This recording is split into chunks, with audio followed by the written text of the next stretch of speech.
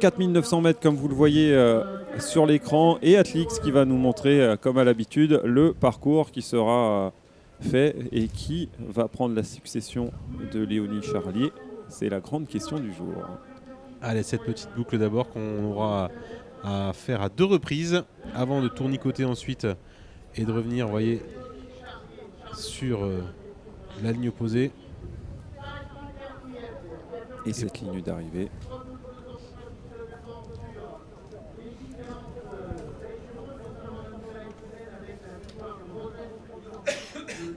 Il a l'air heureux, un clic sur la ligne d'arrivée. Il a l'air heureux, effectivement. Alors, on l'a vu tout à l'heure, hein. On le disait, effectivement, sur cette butte, ça colle de plus en plus. Le parcours Maryse va être de plus en plus dégradé, on il va le se disait. dégrader avec les conditions météo, effectivement, et au fil des courses. Les masters sont passés. J'ai regardé un petit peu. C'est vrai. Le galop. Donc, en fait, c'est vrai qu'au fil des courses, même s'il ne pleut pas énormément, ça va quand même se dégrader. On se souviendra quand même de Plouel l'année dernière, effectivement. On allait poser la question. Et je ne pensais pas que le terrain allait se dégrader. Il allait devenir si boueux. Et c'est vrai qu'il avait été transformé, quoi. Et même un peu, simplement de la pluie fine, ça se dégrade. Alors le comparatif entre l'an passé et cette année, tout le monde le fait. Parcours difficile, mais complètement différent. Alors tu en as parcouru quelques-uns dans ta carrière, des parcours de cross. Je pense que j'en suis pratiquement à mon 35e championnat de France. Voilà. Donc oui, j'ai vu toutes les couleurs. Ouais. On a connu aussi des parcours relativement grands. Alors on parle de Plouet parce que c'est récent. Oui. On a Le Mans aussi. On a Le Mans il y a quelques années, il y a 3 ans, 4 ans. Ouais. Et où on avait effectivement, toujours sur l'hippodrome, des conditions extrêmes aussi, avec beaucoup de pluie. Oui. Des conditions de cross, voilà, tout simplement. Des conditions de cross, je pense qu'il faut vraiment s'y habituer. Quand c'est un parcours très, très sec, on se dit pratiquement, ouais, mais on aimerait plutôt avec un peu de boue. Bon, après, les coureurs, il faut aussi se mettre à la place des coureurs qui se préparent et qui souvent travaillent aussi dans de la rapidité. Pour eux, c'est vrai aussi, c'est bien de temps en temps d'avoir un parcours plat. Alors et sec. On a eu à l'instant un panneau qui nous a présenté les différents favoris. On rappellera que l'an passé sur le Bourbier, Morbihanais, c'est Léonie Charlier qui l'avait emporté de Charleville-Mézières. Et Atlix, qui était content sur la ligne d'arrivée, continue d'être content et les gens sont aussi heureux d'être avec lui.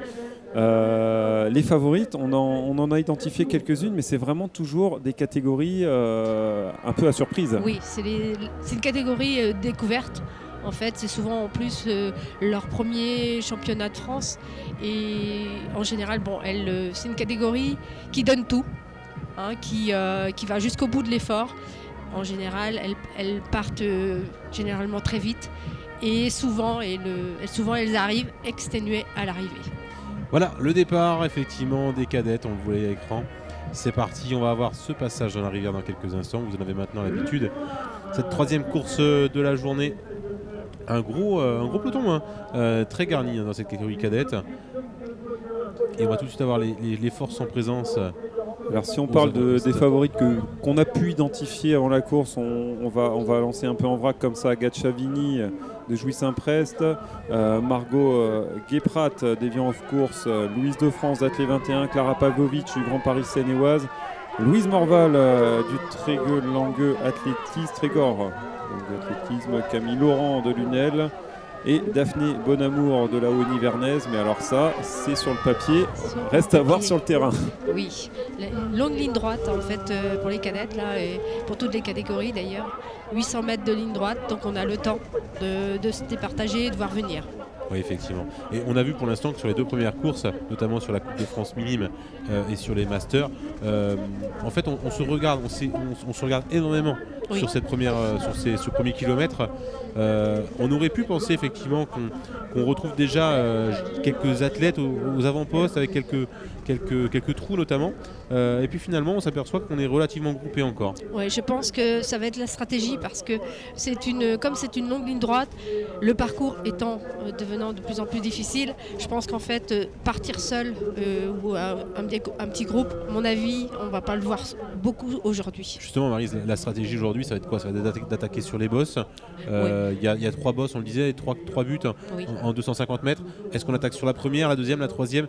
Quelle stratégie on va pouvoir mettre en place? Je pense qu'on va, à un moment donné, je pense que s'il y a un petit groupe, par exemple sur un petit groupe d'une dizaine de personnes, à mon avis, il faut filer après la bosse. Parce qu'en fait, l'effort, il faut se contenir et puis essayer de reprendre en fait pied en fait sur la partie, plate et peut-être également sur les extérieurs. Moi, je conseillerais en fait aux athlètes de prendre les parties plus vertes parce qu'en fait on s'aperçoit que les athlètes passent toujours au même endroit, donc se dégradent au fur et à mesure. Donc la tactique, c'est d'être sur des endroits herbeux sans être trop abîmé. En fait, on y gagne de temps et quitte à faire un peu plus de distance. Tout à fait, et on se fatigue moins. Et ça, c'est ce qu'on se dit quand on est assis bien au chaud en regardant la course. Après, il y a la fatigue, il y a l'instinct qui rentre en ligne de compte. C'est ça. Donc après, effectivement, on est dans un seuil de fatigue.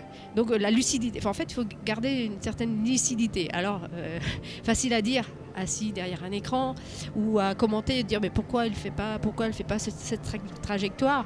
Moi, je sais que quand je suis en course, j'essaie de rester le plus lucide possible. Et effectivement, c'est une tactique que je prends très très souvent. C'est de visualiser le sol et de prendre la partie la plus stratégique possible. Rappelons également que voilà, vous le dites vous-même, vous courez encore, Maryse. Mais je cours encore. C'est important de le rappeler. Hein. C'est vous qui disiez il y a quelques années, je crois, je pourrais être la Jeannie Longo de l'athlétisme. Je pourrais l'être. En fait, on me l'a déjà fait comme réflexion. Je ne l'ai pas inventé. Hein. Non, c'est vrai. Et vous avez commencé, pour la petite histoire, en cadette. Par le cross, c'est ça, à 14 ans, je crois, c'est ça? À 14 ans. Et vous avez remporté votre premier cross? Première course, première victoire, et voilà, je suis tombée dans le bas. Et un premier classement dans cette course des cadettes, justement. Peut-être qu'on a la future Maryse de Gallo dans ce peloton. Émilie Noyer, Coralie Driss, Margot Guéprat, Camille Laurent, Clara Pavlovic, Chavigny de France, Thomas et Berland aux 9 premières places, Bonamour 10e. Mais pour l'instant, voilà, Émilie Noyer qui essaye d'accélérer, derrière Camille Laurent qui suit, et un peloton. Alors sur 4900 mètres, on est à peine à 1000, à peine plus de 1000 mètres de course. C'est ambitieux de partir aussitôt. C'est ambitieux. Alors on lui souhaite le meilleur à Émilie Noyer, mais voilà, c'est parti, et on arrive dans ce fameux passage des côtes. C'est compliqué. Hein. Elles sont courtes, ce sont des côtes, des buts qui ont été créés, mais vous voyez, elles sont difficiles. Il faut tout en appui en fait pour arriver jusqu'au bout et ensuite gérer la descente. Parce qu'il y a aussi assez, et puis ça glisse. Vraiment, ça glisse et c'est pas parce qu'on est devant qu'on est à l'abri, parce qu'on vient de la voir, Émilie Noyer qui a même posé la main au sol dans la montée de cette butte, alors qu'elle est en tête et que donc potentiellement c'est la plus rapide et la plus à l'aise. Une gestion de ces buts, faire attention en fait aussi. Et en peloton, on peut tomber, perdre les chaussures. On en a vu plusieurs déjà sur les premières courses. Le parcours, vous l'avez testé? J'ai fait un petit footing hier soir de reconnaissance. Et ce matin, j'ai regardé les masters. Effectivement, déjà beaucoup déjà des chaussures sur le terrain. On parlait de passer sur les extérieurs. Là, il n'y en a plus des parties praticables. C'est fini. Là. Il y a une partie droite encore. Quand même. Il y a encore une petite partie que j'ai repérée. Alors, Émilie Noyer qui est triathlète, rappelons-le, qui est triathlète, mais qui découvre un petit peu le cross finalement, comme l'avait fait Vincent Louis il y a quelques années sur Le Mans. Pour la petite histoire, elle a participé aux Jeux Olympiques de la jeunesse, donc à Buenos Aires. En individuel, et c'est important aussi de souligner que, on le dit tout à l'heure avec Didier Varech notamment, le triathlon fournit une manne très importante d'athlètes et notamment sur le cross. Tout à fait. Moi au club aussi, effectivement on a beaucoup de triathlètes, donc en fait elles ont vraiment intégré la course à pied, le cross dans leur préparation hivernale. Et qui est un bien aussi pour les clubs d'athlétisme, puisque elles sont, les hommes et les femmes en fait triathlètes, sont aussi des très bons athlètes en course à pied, mais en tout cas viennent aussi se performer, apprendre pour les épreuves de triathlon.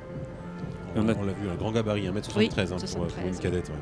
Et après, on a quand même dans les catégories jeunes, ça passe, mais on a toujours ce problème après du choix à faire entre la course à pied, le cyclisme, la natation, le triathlon, Voilà. le duathlon, l'aquathlon. Alors, Enfin, on s'aperçoit également qu'il y a en fait une grosse masse de travail pour la préparation du triathlon, pour la préparation du cross ou de l'athlétisme. Ça demande un petit peu moins de temps, donc moins d'investissement. Donc après, tout dépend en fait, des engagements et des disponibilités. un peloton extrêmement dense, hein, on le voit là, et on en parlait depuis le début, les classements par équipe aussi qui sont importants. Des équipes cadettes où en fait en général effectivement où les crosses sont très bien, les clubs sont bien représentés et en tout cas c'est leur faire avoir une sélection pour le championnat de France pour elles et pour les clubs c'est un objectif et Effectivement. leur faire découvrir aussi le plus haut niveau. On l'a dit depuis ce matin, effectivement, le cross c'est de l'individuel, mais c'est aussi les équipes, classement par équipe. Et je trouverais qu'à cet âge-là, c'est en tout cas ce qu'il faut faire, ce qu'il faut vendre et leur faire envie de venir faire du cross parce que regardez les conditions. Donc quand elles sont par équipe, vraiment c'est le déplacement de l'année, c'est le déplacement avec les clubs et puis elles sont qualifiées ou ils sont qualifiés. Quand on est Maryse comme ça là, dans le top 5, dans le top 10, est-ce qu'on y pense vraiment à ce classement par équipe ou est-ce qu'on dit allez on joue la carte individuelle Qu'est-ce qui se passe dans la Moi tête ça m'est finalement, des arrivé demoiselles en fait en tout cas pour être souvent en fait la première de l'équipe, je me disais mais toute place est importante. Donc même si j'étais troisième, si je pouvais faire deuxième, effectivement il y a le classement individuel pour soi, mais il y a aussi cette, je vais dire d'être un leader, même si si on peut être leader d'une équipe, on pense toujours quand même à son équipe. Alors pour la petite histoire, Émilie Noyer, tout à l'heure je disais, qui a participé aux Jeux Olympiques de la jeunesse l'an passé à Buenos Aires sur le triathlon, qui a décroché d'ailleurs la médaille de bronze, hein, c'est très important. Médaille de bronze, c'est énorme pour une jeune comme ça qui a même pas 16 ans de pouvoir décrocher sur ce genre d'événement une médaille. C'est dire le niveau de cette jeune fille. Ouais. Elle est déjà propulsée vraiment à très haut niveau. Après, c'est une gestion, on va dire, pas encore de carrière, mais pouvoir en tout cas, c'est tout ce qu'on leur souhaite, c'est de pouvoir arriver à la catégorie senior. Et le but, c'est ça. C'est bien de terminer devant pendant les jeunes catégories, mais c'est surtout de pouvoir qu'elle ait encore envie, en fait, en senior, de concourir et de continuer à pratiquer. Toujours cette importance du long terme et du bien-être aussi de l'athlète dans sa vie. C'est ça. Donc on a Émilie Noyer qui est en tête, Coralie Driss en deuxième position actuellement à l'écran pour l'AC Cambrai qui était 12e l'an passé en cadette 1 dans ce championnat de France, qui avait remporté son interrégion, ses demi-finales de championnat des Hauts-de-France et devant Émilie Noyer, elle se retourne pas, elle est à son allure, elle est à son aise. Je pense qu'elle a fait le trou et à mon avis les filles derrière elles sont aussi à sa poursuite, mais bon il va falloir faire l'effort pour faire le trou. Et j'ai l'impression que c'est presque une surprise finalement de retrouver Émilie Noyer. Enfin Maryse, vous allez peut-être pouvoir nous le dire, mais vous voyez derrière, est-ce que les filles derrière n'ont pas été surprises de voir cette jeune athlète partir très rapidement et se dire on lui laisse faire la course en tête, on la laisse partir, c'est ça. Ce sera notre lièvre et puis finalement oui, maintenant il va falloir aller la chercher. Trouble fait. Voilà. Et puis là c'est trompeur en plus parce que ce plan, cette ligne droite est très très longue, ce plan qui écrase, elle a vraiment là elle doit avoir presque une vingtaine de secondes d'avance, hein. C'est vraiment très impressionnant. Sur un circuit comme celui-là, les 20 secondes c'est énorme. Et surtout après 10 minutes de course déjà. Tout à fait. Et en troisième position c'est Camille Laurent de Lunel Athlé qui pour l'instant a pris la tête du peloton. Derrière elles sont deux à s'être détachées, dont une qui est vraiment très impressionnante. Alors nous on la connaissait pas forcément, mais une triathlète ça a un très gros moteur et ça n'hésite pas à partir au train. Ça c'est souvent une caractéristique. Oui. Elles ont du coup plus l'habitude d'enchaîner des efforts et à mon avis effectivement sur des crosses difficiles comme ça elles peuvent enchaîner. Vous voyez sur ce magnifique écran là.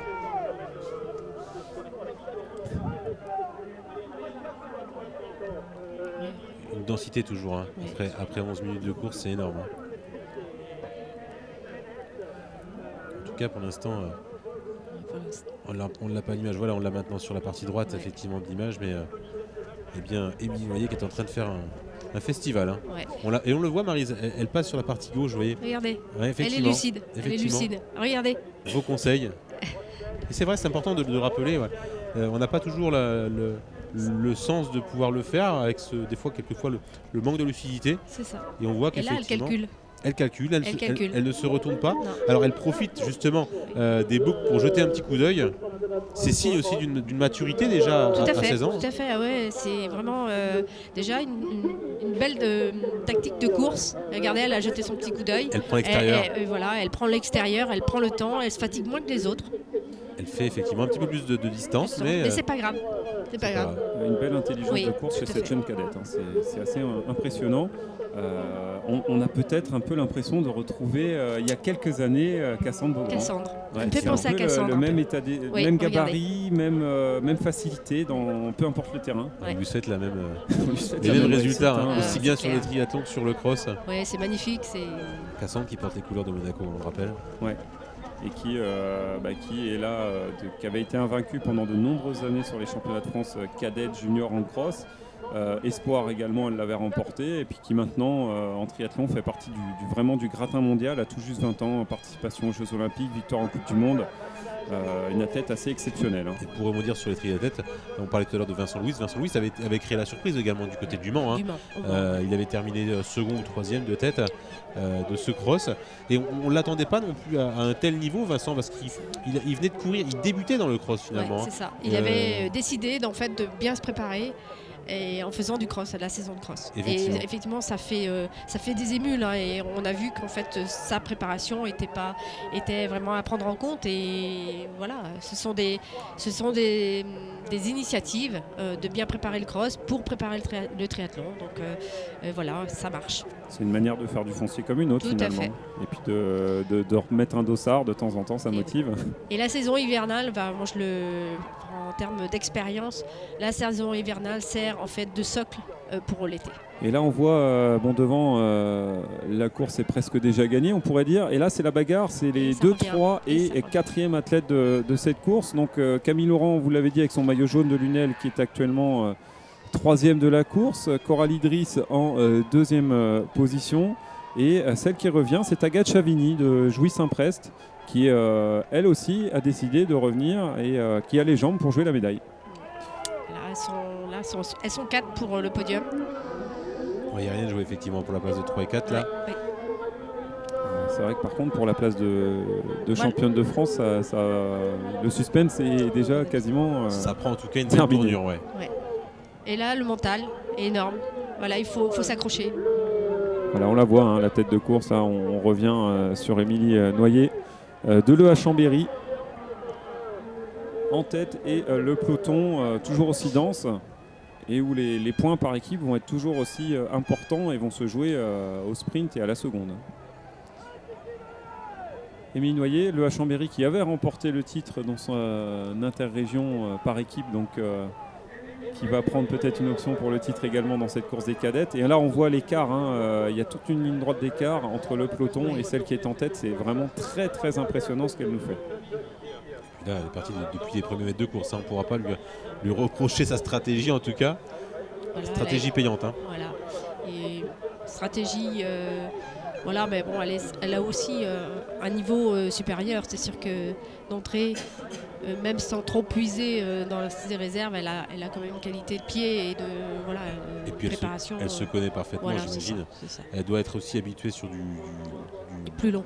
des longues distances, Oui. effectivement. Il y a 26 secondes hein, entre Émilie et Coralie Driss. Au bout d'un quart d'heure de course, c'est vraiment très très impressionnant. Là, on est aux 2 tiers à peu près, on va dire. 4900 mètres de course, oui, il reste. Il va rester 1500 environ. 20, 5 bonnes minutes, 6-7 Voilà. minutes. Mais il n'y a rien qui l'a fait ralentir hein, pour l'instant, même dans les bosses. Regardez la descente. La descente était plus compliquée que la c'est montée. compliqué. Ouais. Ouais. On l'a dit tout à l'heure, effectivement, à l'occasion de la Coupe de France des Minimes déjà. On a vu quelques chutes dans la descente et on se disait qu'un titre ou un podium peut se perdre aussi dans la descente finalement. Tout à fait. En fait, ça c'est pareil, la maîtrise dans la descente.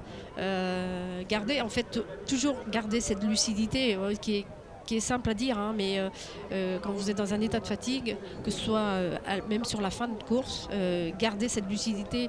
Parce qu'en fait, on se concentre sur la montée, souvent.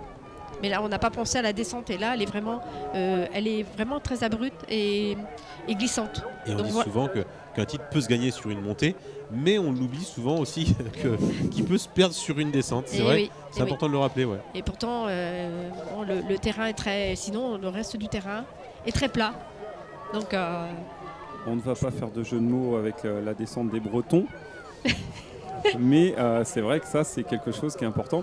Des montées, des descentes, on en avait pas mal à Plouay l'an passé. Là, il y en a moins, mais elles ont tout autant d'importance. Oui, voilà. Elles sont complètement différentes. Rien à voir. Rien à voir. Un circuit complètement différent.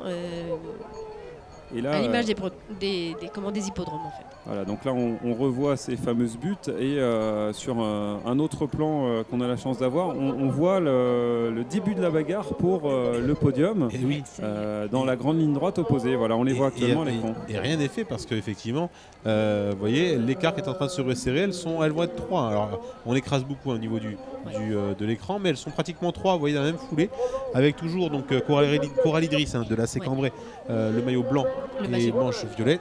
Et les deux filles derrière, elles l'ont en point de mire. Et je pense qu'elles vont la passer. Effectivement. Et on le sent. Le pari de Maryse Le Gallo. Ouais, Camille Laurent, qui est en elle se retourne. position. Et regardez, elle s'est retournée. Voilà. Je pense que ça y est, elle les a senties et ça y est, elles reviennent. Camille Laurent, maillot jaune. Du Lunet d'athlétisme. Alors on n'oublie pas, Émilie Noyer largement en tête à 30 secondes devant ces jeunes filles. Mais là, la bagarre, elle va être féroce pour la place sur le podium. Je crois que c'est Émilie, donc du coup en jaune. En jaune, c'est Camille Laurent. Qui passe voilà, mentalement, elle a fait l'effort avant et ça y est, elle est passée. C'est Agathe Chavigny en 4e position. Alors Agathe, c'est peut-être un peu plus compliqué, j'ai l'impression, pour revenir, pour accrocher. En tout cas, voilà, la 2e place. Et on va voir ensuite le retour. Et oui, effectivement, la 4e. Ça y est. J'ai l'impression. C'est l'arrivée. C'est si. Ça, on va arriver avec la victoire. Voilà, la victoire, on le voit à l'écran notamment. Victoire donc de Émilie Noyer chez les cadettes, championne de France cadette 2019. C'est magnifique. Magnifique. Et là, on se rend compte de l'écart avec ses poursuivantes. Une trentaine de secondes, effectivement. Les poursuivantes qui vont attaquer maintenant la ligne droite d'arrivée, les 250 derniers mètres. Et la bagarre va être terrible. Ça va être terrible cette dernière ligne droite. Voilà, comme à l'habitude, nos cadettes qui vont tout donner dans la dernière ligne droite. Et voilà, c'est le sprint. Et c'est le sprint. Regardez. Et voilà, jusqu'au bout. Avec Camille Laurent qui sera 3e sans doute. Et c'est Coralie Idriss qui va conserver sa 2e place finalement. Le pari est perdu. Ah là. Elle est très très forte. Elle est très forte parce que pour avoir la lucidité de pouvoir repasser comme ça à moins de 200 mètres de la ligne. À se demander si elle s'est pas dit on va arrêter de se bagarrer tout seul contre le vent et on va attendre pour garder son coude. Voilà. En tout cas, et on retrouve un peu les images qu'on avait vues à l'arrivée des courses précédentes, c'est-à-dire que toutes les premières c'était la bagarre pendant la course, mais elles sont toutes heureuses de se retrouver sur la ligne. C'est ça aussi le sport, on est adversaire sur la ligne de départ dans la course, mais à l'arrivée on s'embrasse, on se félicite et c'est ça aussi le bon esprit du sport. On se soutient effectivement. En tout cas, voilà. Juste avant tu regardes la caméra, t'as pas fait les demi-finales. Voilà les filles qui arrivent maintenant là, voilà, elles sont épuisées. Alors on les voit, ça aussi c'est une image habituelle dans les France de cross sur les courses, notamment cadettes. Elle donne tout. Maryse Le Gallo nous l'a répété tout le long de la course, mais elle donne tout jusqu'au bout pour elle, pour leur équipe. Et voilà, forcément, à l'arrivée, on a des petits malaises, on a des choses comme ça. C'est plus impressionnant qu'autre chose. Oui. On peut rassurer les parents qui nous regardent. Voilà, c'est le fait d'arriver, en fait, et d'arrêter l'effort. Oui. Donc du coup, on a terminé, donc du coup, tout se relâche et du coup, il y a ces images, en fait, relativement impressionnantes. C'est comme un vide, en fait. Oui. Alors il n'y a pas de risque. Faut le dire. Faut aussi rassurer les athlètes. Très très souvent, bien sûr, on voit les secouristes qui font un gros travail sur la ligne d'arrivée. Mais il y a très très peu d'accidents, ce genre de... Voilà, c'est ça. On est sur un effort qui est vraiment quand même relativement vif. Et puis les organismes sont éprouvés. On a aussi très mal aux jambes. Oui. Le fait d'avoir, vous avez eu cette ligne droite arriver au sprint. Donc on a tout donné. Donc c'est cet effet de se dire, voilà, j'ai terminé, c'est fini, et voilà, on tombe. Oui, effectivement. L'arrivée de cette course des cadettes de ces championnats de France. On rappelle le titre, celle qui succède à Léonie Charlier de Charleville-Mézières, c'est Émilie Noyer de l'EA Chambéry. Derrière la médaille d'argent pour Coralie Driss de l'AC Cambrai, médaille de bronze Camille Laurent du Lunel Athlétisme et les pelotons qui continuent d'arriver, les classements qui s'afficheront dès que disponibles bien entendu, et des jeunes filles qui ont tout donné dans ce beau terrain de cross de Vittel sur l'hippodrome. Oui, regardez les jambes, les pointes. Le classement par équipe qui va pas être simple là. Non. Dans cette Alors là, catégorie c'est vrai que cadette. Hein. c'est compliqué de faire des pronostics. En général, c'est vrai que c'est la découverte tous les ans du classement des championnes de France par équipe. Tout à l'heure, on parlait des masters notamment, où on a quand même des équipes qui sortent un petit peu du lot avec Stéphane Athlétisme, avec le Cognac Cassé. Mais là, effectivement, sur cette catégorie cadette, ça va être compliqué. Il va falloir peut-être aller chercher un petit peu plus loin que ce qu'on pouvait imaginer au départ dans les résultats. C'est ça. Et souvent, c'est la bonne surprise en fait pour des équipes toutes jeunes. Enfin, elles sont obligatoirement jeunes, mais pour des coachs et puis des clubs, en fait, elles se retrouvent sur un podium au championnat de France. Et l'an passé, c'est Vernouillet qui s'était imposé d'ailleurs sur ce classement par équipe devant la Haute-Bretagne Athlétisme et la SX-les-Bains également. Oui. Et voilà, donc le classement provisoire sous réserve de validation toujours par les officiels de ce championnat de France. On va remercier Maryse Le Gallo qui est intervenue avec nous tout au long de cette course des cadettes. On va lui souhaiter une très bonne journée. Oui, merci Maryse aussi. Et puis à très bientôt sur les terrains de cross et ailleurs. Tout à fait. Merci. Merci beaucoup. Merci Maryse. Au revoir. Allez, ce classement effectivement qui va continuer à défiler avec... Vous voyez, on est dans le top 20. Lauriane Tournet qui vient chercher une 20e place. Et vous avez la liste de tous les clubs, notamment